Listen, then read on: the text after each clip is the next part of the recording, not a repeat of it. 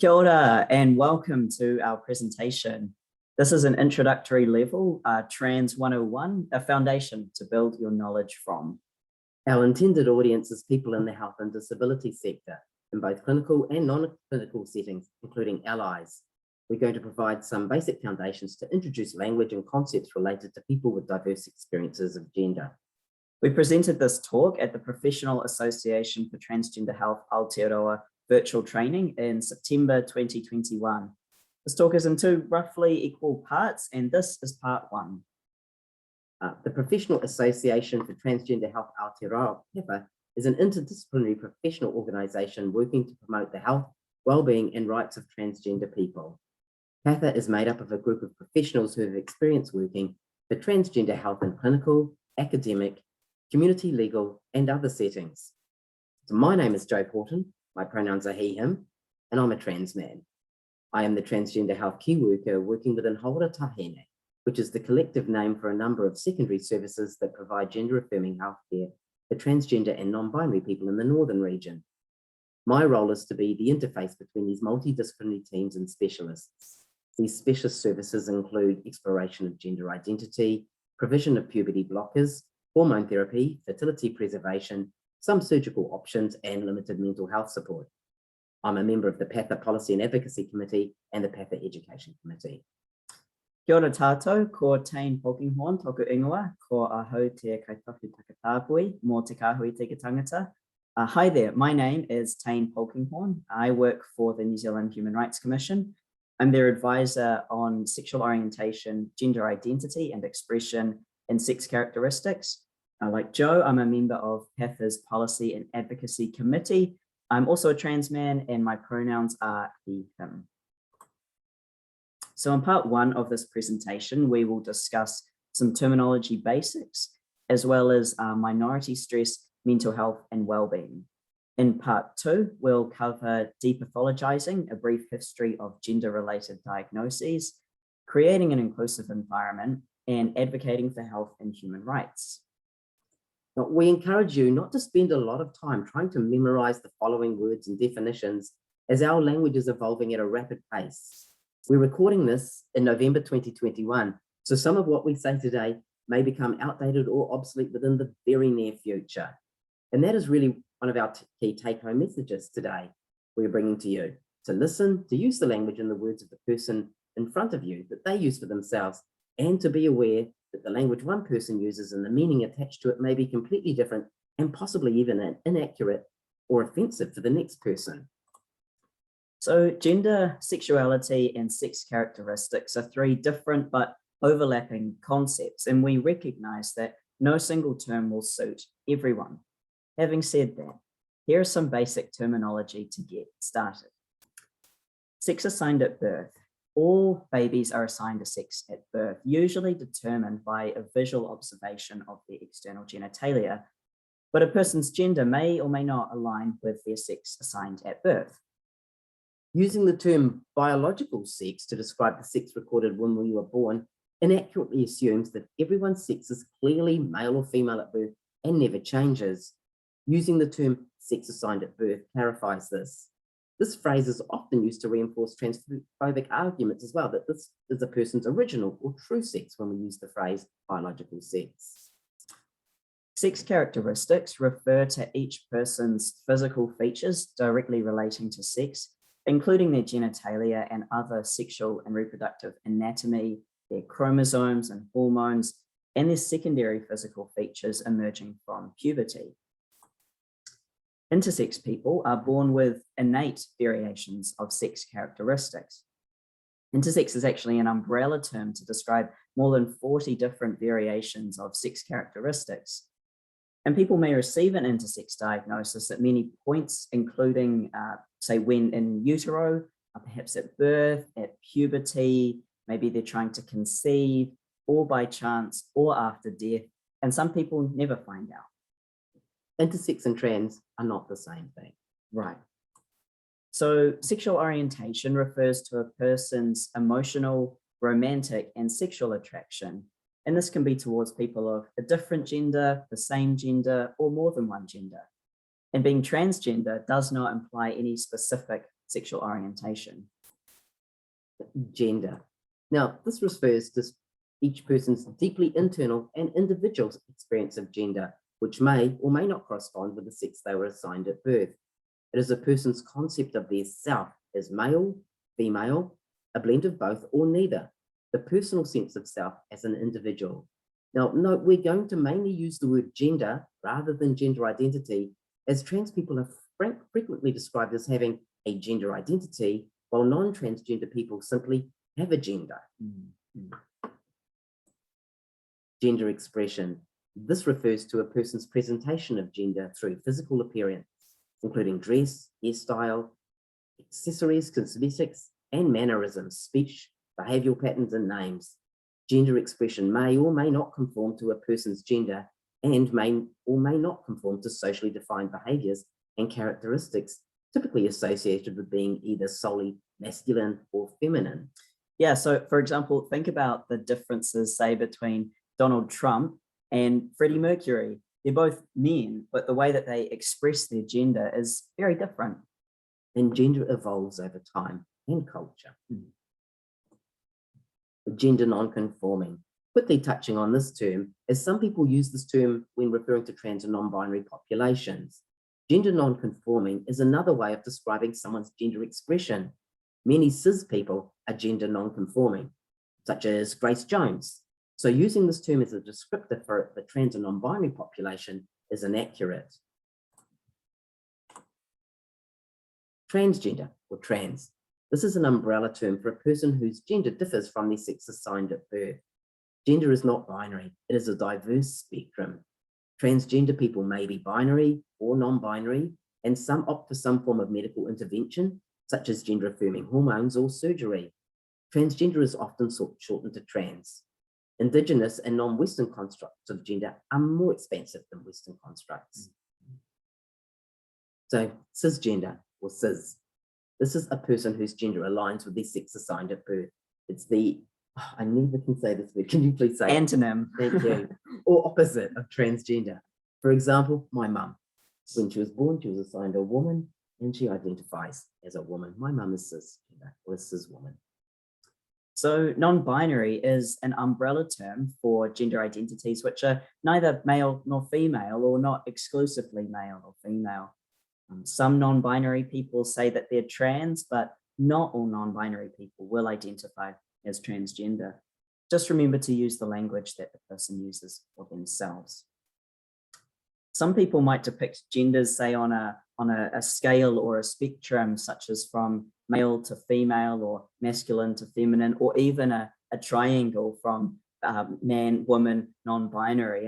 And while this can be a really helpful way of visualizing gender for some people, gender is actually more complex than any chart could show, and that's part of what makes it wonderful.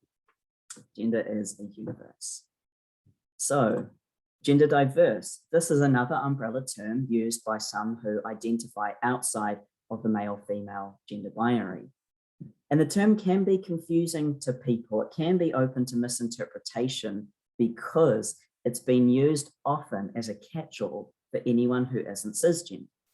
So many trans men and trans women would simply select male or female rather than gender diverse when they're describing their gender. And we saw in the Counting Ourselves survey through the University of Waikato that 13% of respondents identified with the term gender diverse, whereas 40% of respondents identified with the term non-binary. So again, being transgender can be one way of being gender diverse, but some trans people may not use this term, and not all gender diverse people may identify as trans. The terms we're going to use throughout this presentation to describe people with diverse experiences of gender are transgender and non-binary, or trans and non-binary. This also reflects our community's most common responses, as Tane was saying in the Counting Ourselves survey. Yeah, and in April 2021, Stats NZ reviewed their statistical standard on gender and sex. And following quite significant public consultation, they removed the gender diverse category and they've now replaced it with the category another gender. So terminology, transsexual, it's not an umbrella term. Those who use this term often see it as an important distinction from transgender. It may refer to a person who has had or is in the process of changing their body to affirm their gender. It's an older term which some consider to be outdated and offensive. It was only chosen by 6% of the respondents in the Counting Ourselves survey. Transfeminine. This is a term used to describe the spectrum of trans femininity that includes binary identified trans women and also trans feminine people who do not identify as binary women. Transmasculine is a term used to describe the spectrum of masculinity, of transmasculinity that includes binary identified trans men and also transmasculine people who do not identify as binary men. Now, transphobia isn't necessarily just the fear or the hatred of transgender people, but actually better thought of as a double standard that is quite pervasive. Transphobia presumes that cisgender or non-trans bodies, identities, and experiences are the norm, whereas transgender people are deemed illegitimate, inauthentic, defective, and suspect in comparison. So in the same way that expressions of sexism, racism, ableism, or homophobia can be subtle and unconscious, the same holds true for expressions of transphobia.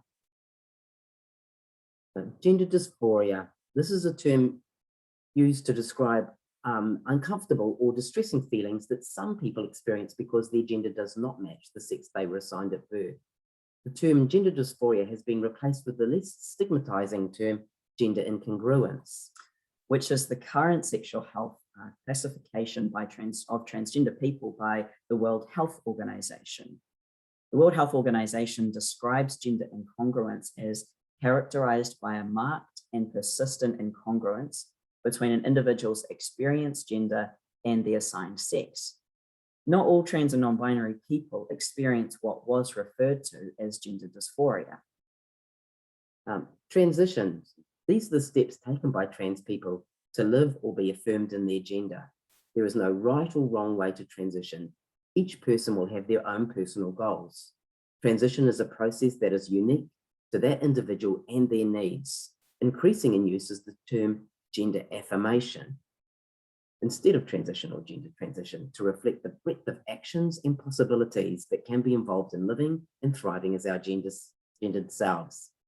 We're going to be using the term gender affirmation instead of transition or gender transition for the simple reason, as stated by TransHub from ACON in Australia, that while transition is used both linearly and non-linearly by trans people, the use of affirmation is intentional.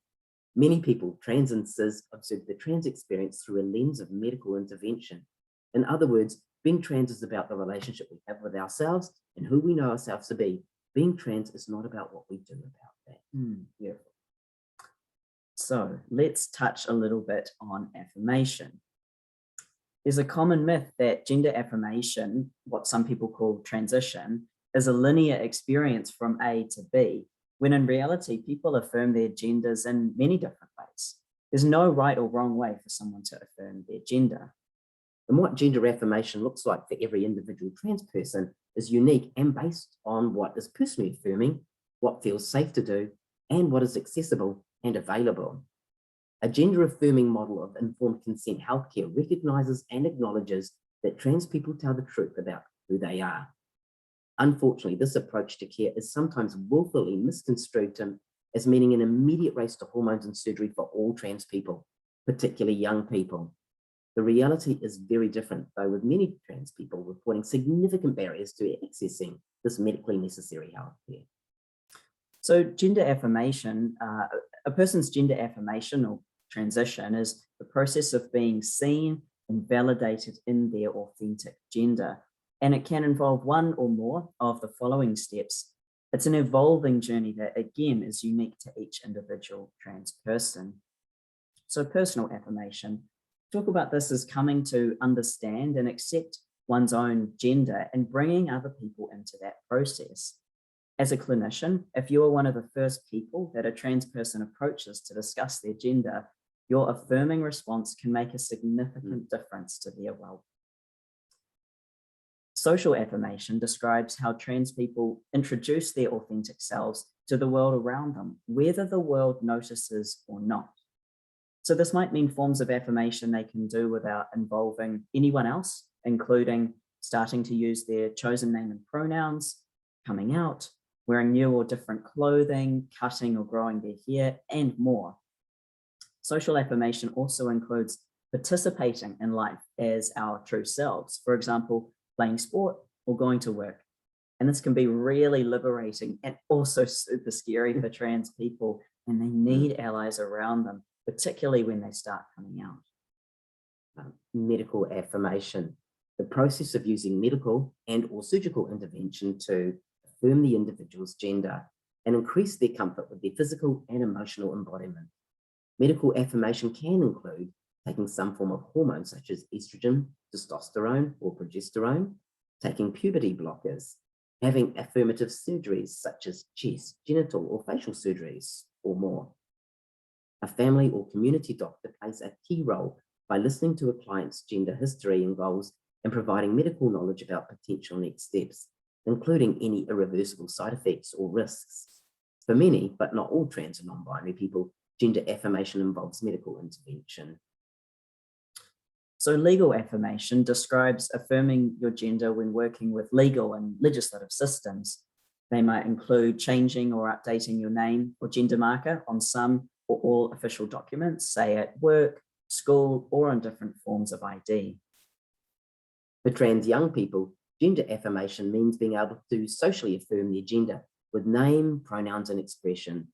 Medical intervention for pre-pubertal trans young people does not occur in New Zealand ever. So that brings me to something that people often ask me: why do only trans people affirm their gender? So although gender affirmation is a term used usually only by trans and non-binary people, cisgender people are constantly doing things that make them feel better, comfortable, or supported in their gender too. And this might be buying clothes or makeup that make them feel good, going to the gym, getting plastic surgery or beauty treatments, accessorizing living and working spaces, and more. These aren't traditionally seen as a form of gender affirmation because, unlike trans people, cis people aren't required to affirm their gender for it to be seen as real or valid. Yeah. So another one of the things I often get asked is, why are there more trans people than ever before? Well, this is probably not the case, although there are some very good reasons why it might seem that way. Many trans people talk about the experience of having the feeling of being trans, but not knowing how to respond to it until they see or hear about the existence of other trans people. Historically, the chances of this happening were much smaller, but over the past decade, visibility of trans people has increased. With this increased visibility, legal protections and gender-affirming medical care have also become more available, and with them, people are feeling safer and more able to live out and to affirm themselves in the way they want. And further, as more trans people are affirming themselves publicly, the more likely you are to have a trans friend, partner, family member, or co-worker. For some people, it's meeting another trans person in real life that sparks that final decision to affirm their gender. There is no experience on the planet that is as powerful as meeting someone who is just like you. Community is incredibly important. Absolutely. So conservative estimates say around 0.8 to 1.2% of New Zealand's population is trans, and chances are that this number isn't actually any higher than before, but that today more people feel able to count themselves into this category than ever before. Trans people are going to be counted in the 2023 census in New Zealand for the first time, which is great. Yeah. Another question I often get asked is, are people making up genders? People affirm themselves as a range of genders too, such as the wonderful emergence of non-binary, agender, genderqueer, gender fluid, demi-boys, demi-girls, gender flexible, and more.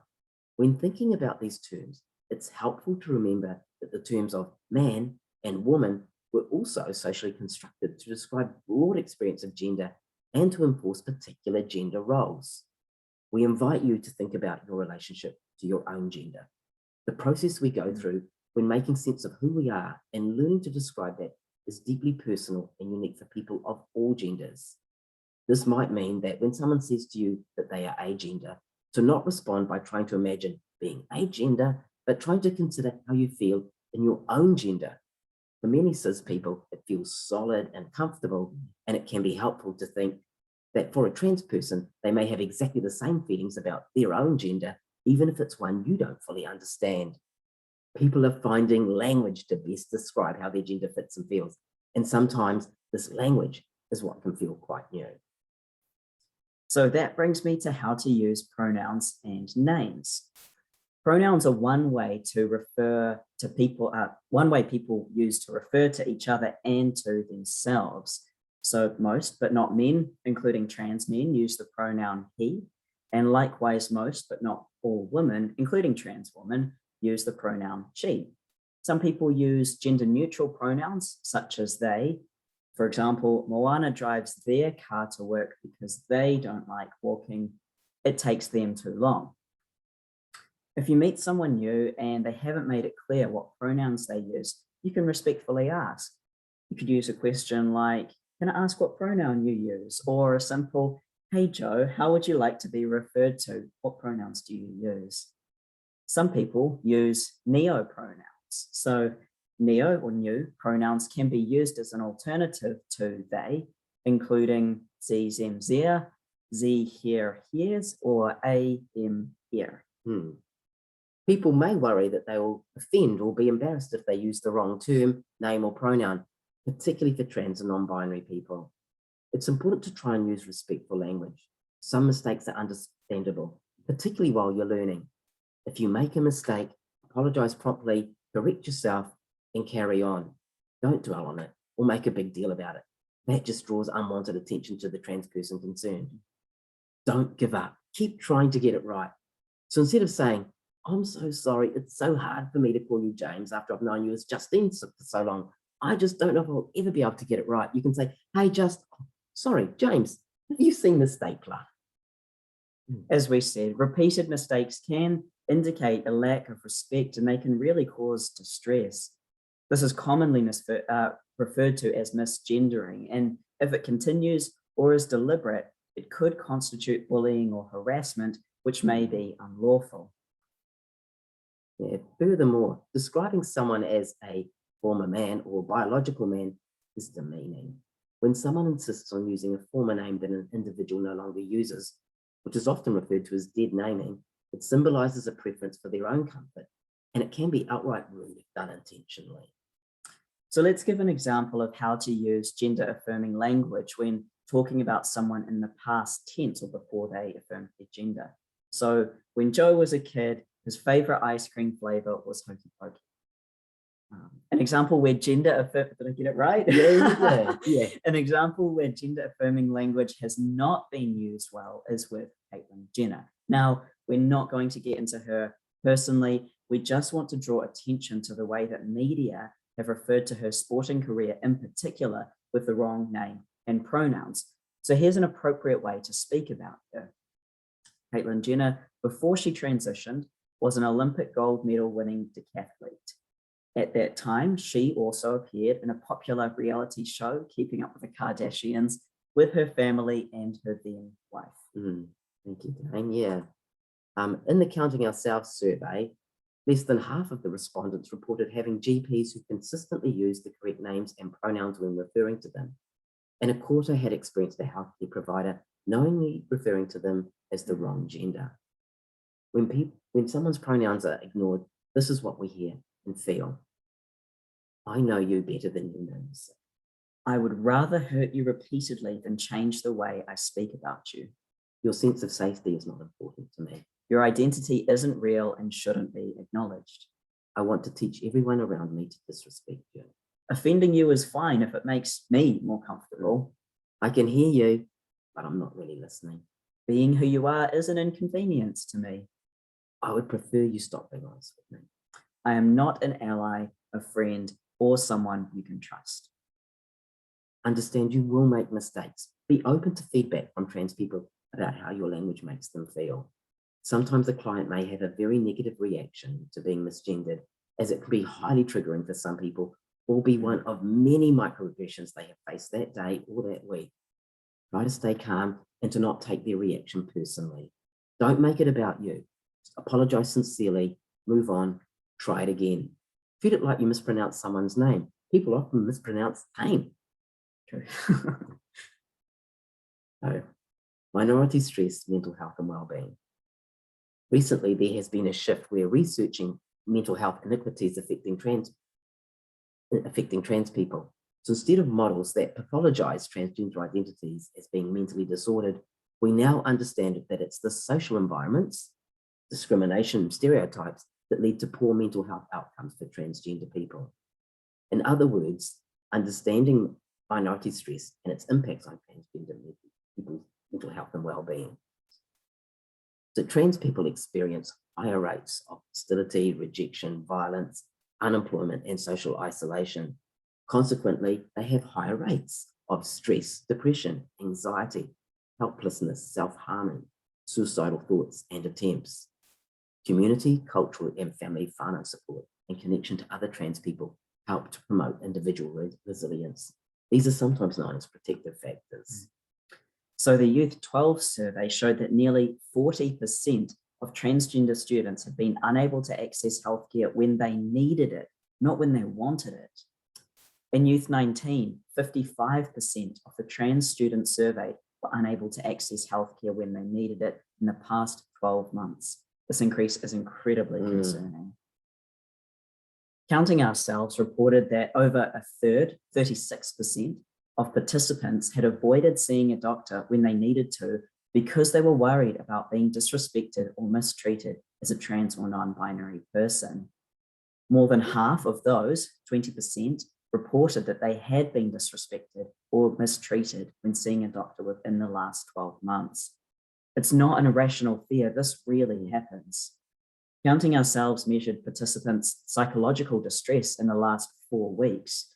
More than 7 out of 10, that was 71%, had scores on the questionnaire that indicated high or very high psychological distress. This is 9 times higher than the general population, 8%, in Aotearoa, New Zealand, with the rate for trans disabled participants even higher at 92%.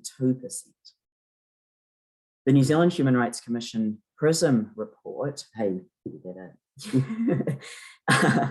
the New Zealand Human Rights Commission PRISM report released in June 2020 confirmed the Youth 12 data supporting this, showing that 37% of trans participants had attempted suicide at one point, more than twice the rate for same-sex or both-sex attracted young people. Mental health care. Health professionals should be aware that mental health problems trans people experience may be related to the effects of minority stress or trauma or due to other causes and not their gender. One of the things that causes minority stress are microaggressions. These are indirect, subtle, or intentional instances against the marginalized group and are typically not motivated by malice. So these are some of the common ones trans people experience. Asking for a real name or preferred pronoun. A trans person name is their real name. If it is absolutely necessary for a provider to know a client's legal name, ask explicitly if the client has a different legal name. If the answer is yes, offer different ways for the client to convey that information, or ask how that client can convey that information to you. For example, writing it down rather than verbalizing it. Avoid asking people what pronoun they prefer. Having a preference can sound as if it's a choice, and most people do not feel as if they have a choice in these matters. A person's pronoun and identity are not a preference. Another microaggression is using words like real or regular or normal when you mean maybe heterosexual or cisgender. This implies that cisgender people are superior and transgender people are inferior or abnormal. Separating, for example, trans woman from so-called real woman perpetuates the incorrect idea that gender is biological.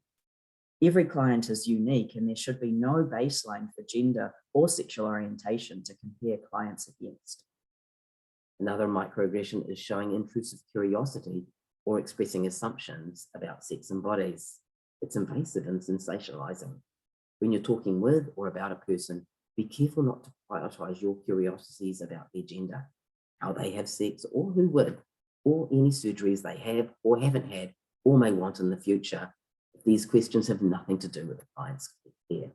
Stick to topics that are relevant as to why the person came to see you. Another one is focusing on gender and sexuality when it's not an issue or related to a person's treatment. Similarly, if a client is coming in for a flu shot, the conversation shouldn't suddenly shift to genitalia. Focus on the issues at hand. Don't overstep in a way that you wouldn't with a cisgender client. Another one, expressing cisnormative assumptions about trans people's goals for affirmation. Gender is not binary. I cannot stress that enough. It is a diverse spectrum. Care must be taken by healthcare professionals to not force people into the binary of either man or woman, and they may be doing so without realizing it. All trans or non-binary people have different goals. Rather than relying on assumptions based off societal norms or the choices of other trans clients, allow people to explain their own goals. Goals for affirmation may have nothing to do with medical interventions. We really encourage you to use gender neutral language like partner or partners rather than saying, say, boyfriend or girlfriend. There are many kinds of relationships among rainbow communities. Some people may live together or separately. Some people may choose to recognize their relationships formally through marriage.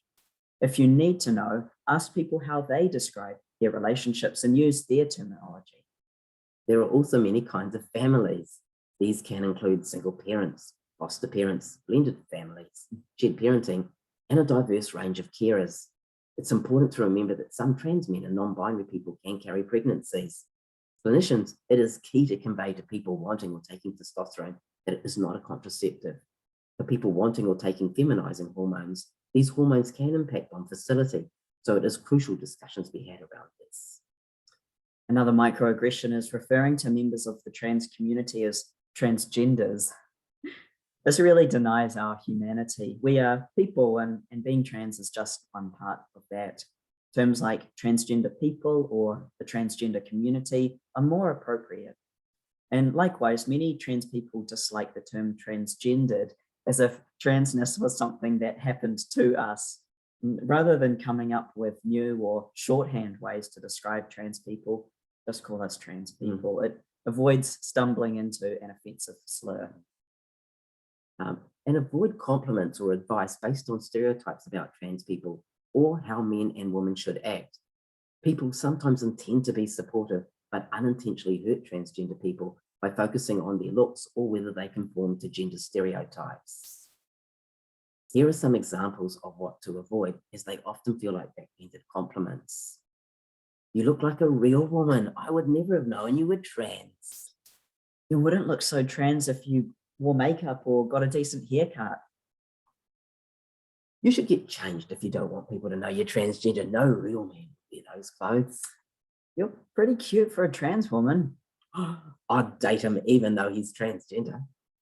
Wow, you don't look non-binary. Yeah, so as you can see, even the most well-intentioned and educated can find themselves guilty of these mistakes and microaggressions. Conscientious, competent care is a matter of actively unlearning cis and heteronormative ideals that manifest in the language we use. Regularly check with yourself and your colleagues to ensure that they are listening to and affirming trans clients. So just to reiterate, before we finish part 1 of this presentation, do ask respectfully for a person's pronouns and commit to using them. Do refer to a person by their current identity. Do correct yourself if you use the wrong name or pronouns. Do remember that all people are greater than their gender and expression. Mistakes are part of being human, but change is the best part of being human too. So this is the end of part 1 of this presentation. We hope you come back and join us for the second half.